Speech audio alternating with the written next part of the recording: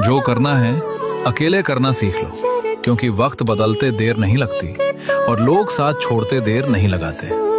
आज जो तुम्हारे साथ हैं जरूरी नहीं कल भी वही हो, इसलिए खुद पर भरोसा रखना सीखो, खुद के लिए खड़े रहना सीखो।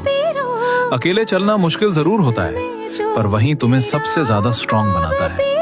और सच ये है, जब तुम अकेला जीतना सीख जाते हो तो फिर किसी के साथ या जाने से तुम्हारी जिंदगी रुकती नहीं।